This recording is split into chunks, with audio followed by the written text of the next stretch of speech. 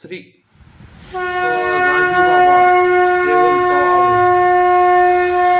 राजू बाबा जयवंतराव आवळे हे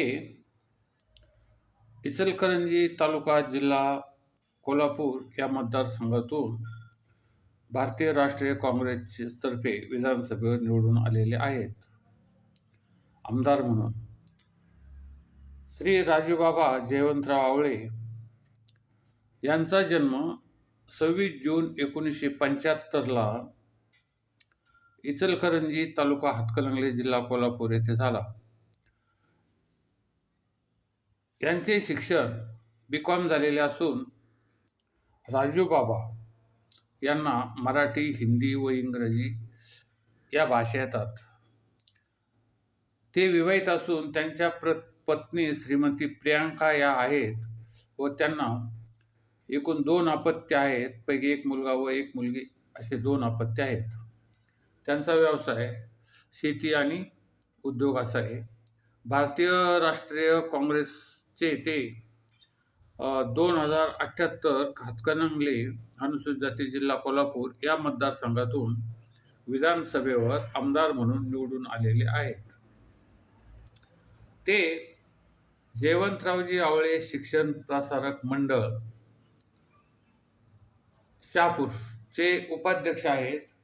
तसेच मॅनेजमेंट कौन्सिल सदस्य शिवाजी विद्यापीठ कोल्हापूरचे आहेत.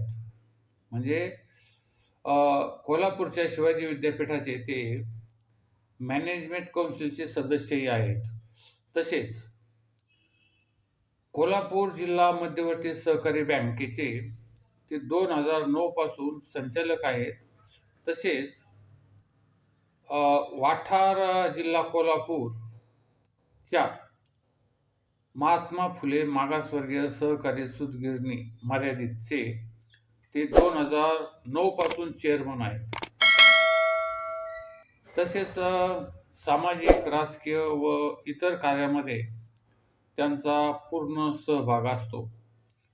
ते 2019 मध्ये महाराष्ट्र विधानसभेवर हातकणंगले जिल्हा कोल्हापूर या मतदारसंघातून भारतीय राष्ट्रीय काँग्रेसतर्फे निवडून आलेले आहेत. त्यांना वाचन, फिरणे व गाणे ऐकणे हे त्यांचे छंद आहेत. ते इस्राईल, थायलंड, दुबई, मॉरिशस इत्यादी देशाचा त्यांनी अभ्यास दौरा केलेला आहे. ते 21-289 स्टेशन रोड, गंगालनगर, इचलकरंजी तालुका हातकणंगले जिल्हा कोल्हापूर येथे त्यांचा निवास असून काँग्रेस पक्ष कार्यालय सांगली कोल्हापूर हायवे हातकणंगले जिल्हा कोल्हापूर येथे त्यांचं कार्यालय आहे. आता या राजूबाबा आवळे हे जे हातकणंगले मतदारसंघातून निवडून आलेले तर त्यावेळेस वैध जे मतदान झालं होतं ते 2,33,502 इतकं मतदान झालं. आणि पैकी श्री राजूबाबा जयवंतराव आवळे यांना 73,720 भारतीय राष्ट्रीय काँग्रेसचे श्री राजूबाबा जयवंतराव आवळे यांना 73,720 इतकी मतं मिळाली. आता 73,720 मतं त्यांना मिळाली आणि त्यांच्या विरुद्ध जे उमेदवार होते डॉक्टर सुजित मिंचेकर शिवसेनेचे त्यांना 66,950 इतकी मतं मिळाली. म्हणजे यांनी चांगली मतं मिळवली. त्यानंतर डॉक्टर अशोक बापू माने हे जनसुराज्य शक्ती पक्षाचे होते. त्यांना 44,562 मतं मिळाली. त्यानंतर श्री किरण कांबळे हे ताराराणी पक्षाचे होते. यांना 19,736 इतकी मतं मिळाली. त्यानंतर श्री SP कांबळे हे वंचित बहुजन आघाडीचे होते. त्यांना 11,273 इतकी मतं मिळाली. आता ही जी मतं मिळालेली आहे यांना राजूबाबा तर 73,720 इतकी मतं मिळाली. परंतु त्यांच्या विरोधात जे विरोधक होते त्यांना सर्वांना मिळून 1,11,475 इतकी मतं मिळालेली आहेत. म्हणजे येथे विरोधाचं प्रमाण सर्वात जास्त मोठं दिसतंय. कारण विरोधी पक्षांना या मतदारसंघामध्ये खूपच मतं मिळालेली आहेत.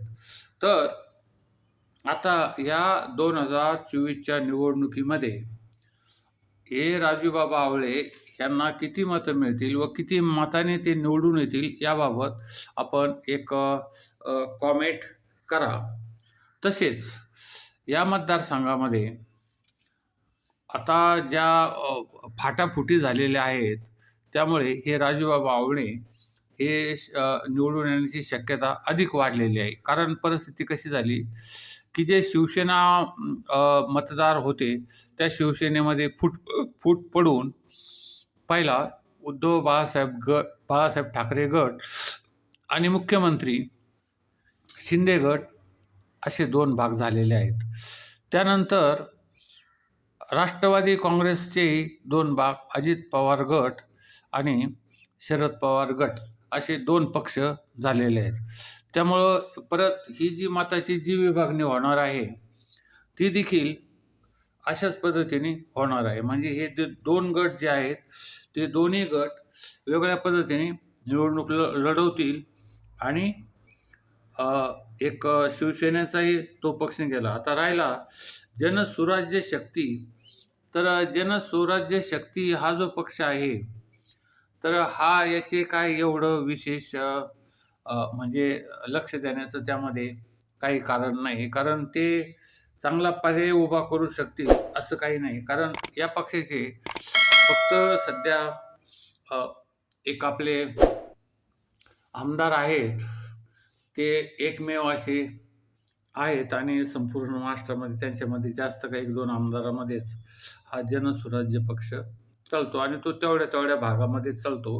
वारणा नगर, इचलकरंजी, कोल्हापूर तेवढ्या भागामध्येच तो जास्त पक्ष आहे. त्यामुळं हे जे अशोक राजूबाबा आवळे,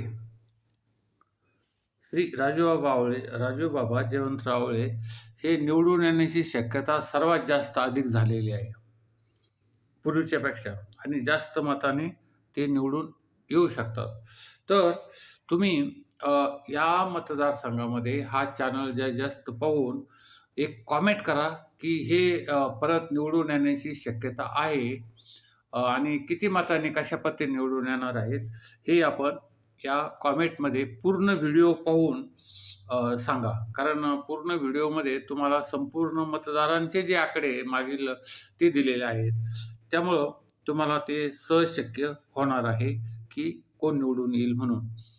तर या मतदारसंघामध्ये जे मतदार निवडून येतील त्या संदर्भात सांगा. आमचं ATM न्यू वर्ल्ड चॅनल हे संपूर्ण भारतात मराठी लोक बघत असतात, महाराष्ट्रात मराठी लोक बघत असतात, सर्व प्रकारचे लोक बघत असतात आणि या चॅनलला सबस्क्राईब, शेअर आणि लाईक करा आणि कॉमेंट या मतदारसंघामधून कॉमेंट जरूर करा की या राजूबाबा जयवंतराव आवळे यांना कशा पद्धतीने हे विजयी होऊ शकतात. तर या चॅनलला सबस्क्राईब करा, शेअर करा आणि लाईक करा.